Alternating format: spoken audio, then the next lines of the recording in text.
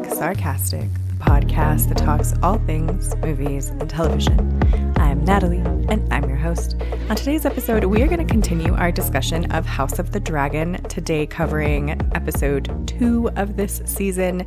Now, this episode, of course, we start up where we have left off with the aftermath of Daemon's a son for a son decision, and we have sort of the reactions from both houses or both sides of this, Greens and Blacks.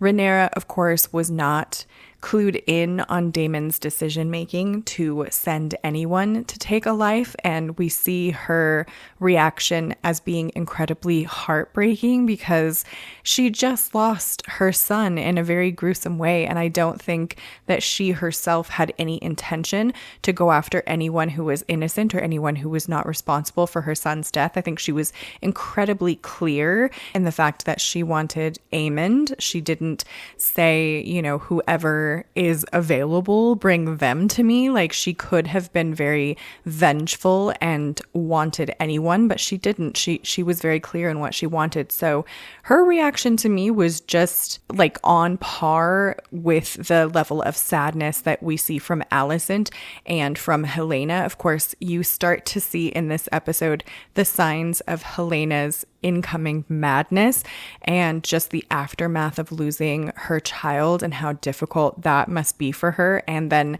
on top of that, having Otto Hightower use their grief and Helena's grief as a mother to try and win the people over and try and make sure that the people of King's Landing also hate Rhaenyra. And it's kind of a double knife in the back, really, especially for Helena, because she's like, I don't want to do this. I don't know these people.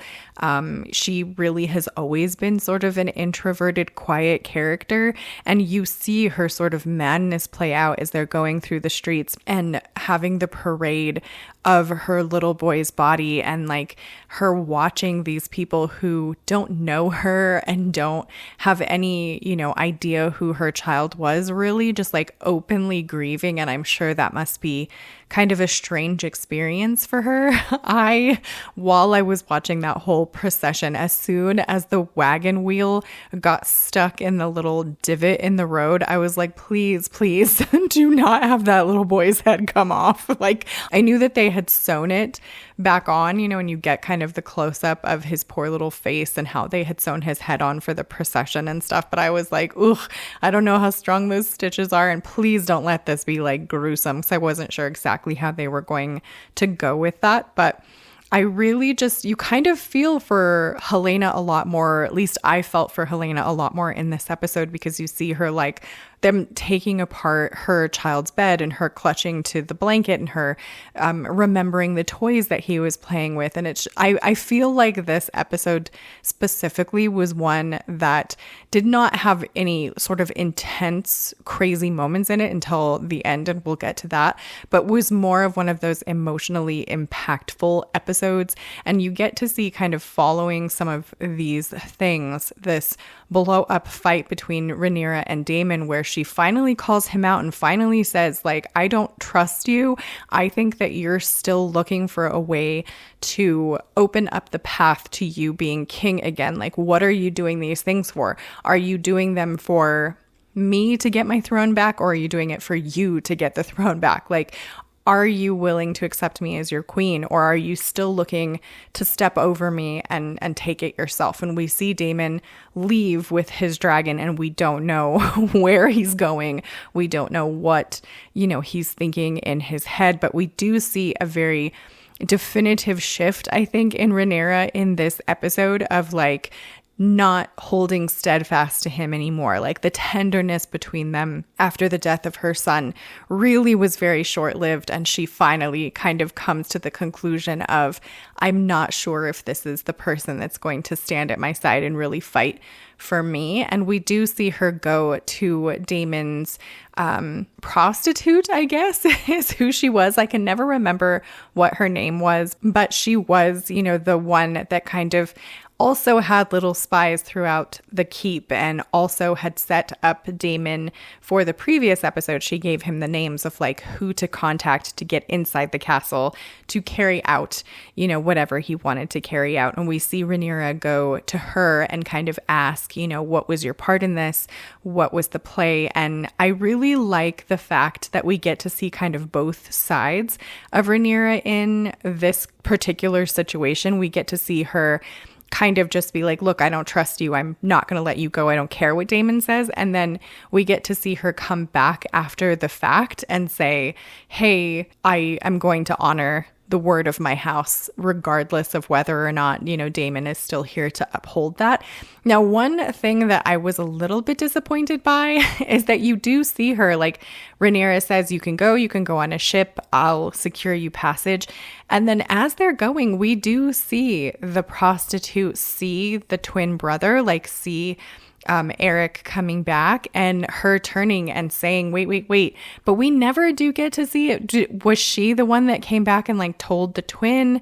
Is that how he knew his brother was there? Because it sort of seemed like there was a moment where he thought he saw something, but he wasn't sure. And it's never really definitively spoken if it was her that like raised the alarm and ended up what comes to be saving Rhaenyra's life.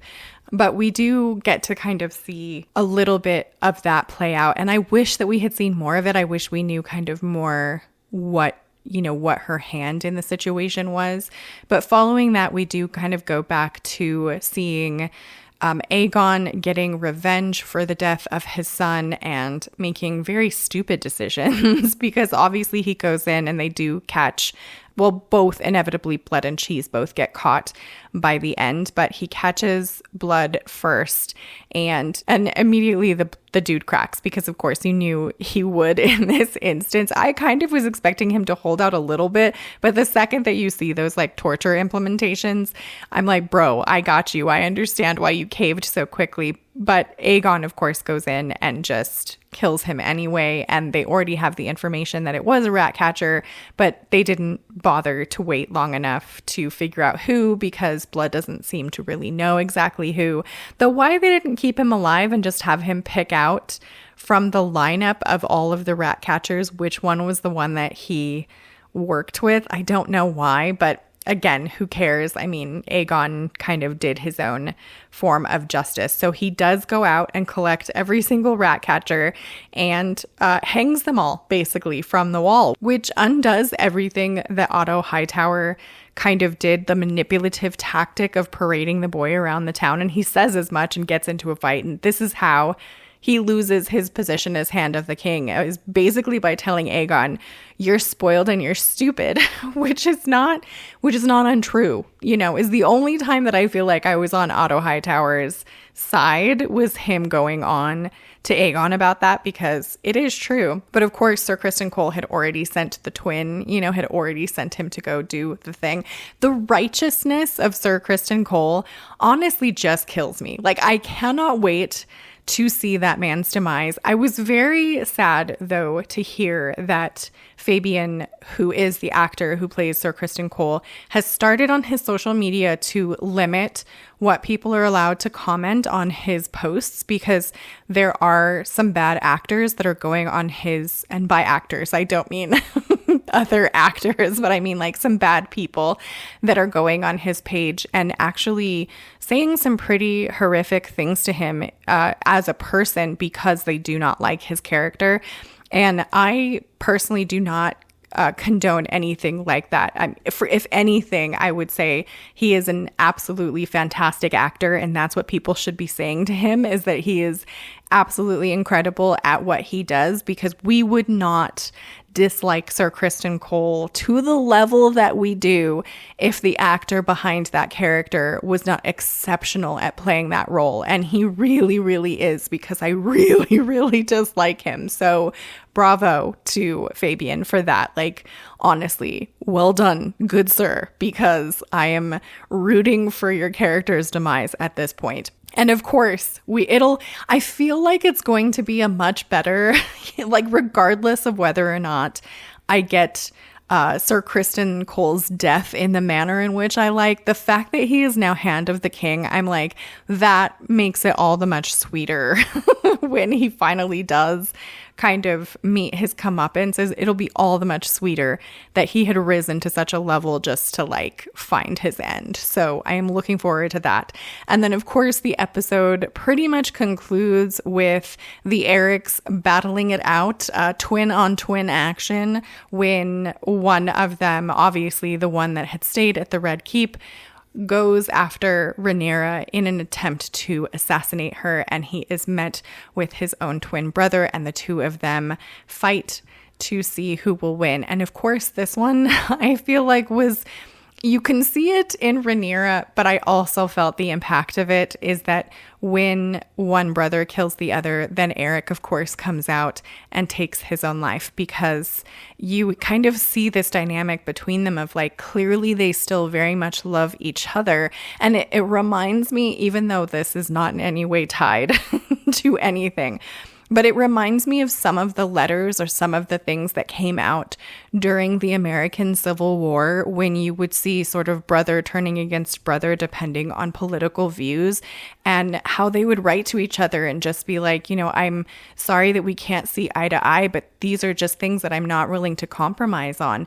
And how heartbreaking that is. And you kind of see that in this scene of Eric and Eric, like, you know, telling each other, we were born together. I still love you. Please don't do this. Please don't force my hand.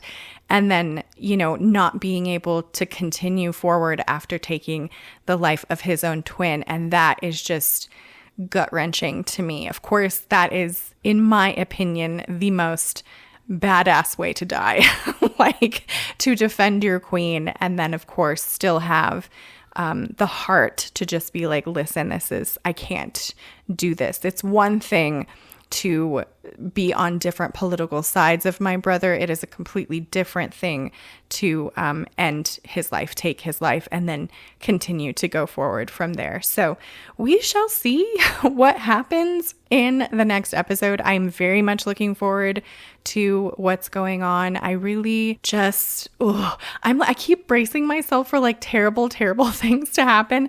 And we've had 2 deaths in 2 episodes now. So, you know, not to mention obviously blood and cheese and some innocents, you know, meeting their end, but 2 major, I would say, deaths in the show so far. And unfortunately, I'm sure it's about to get much worse. I would love to know what your guys' thoughts were on episode 2 of House of the Dragon. Subscribe to join the Movie Nerd family, and I hope to see you in the next episode.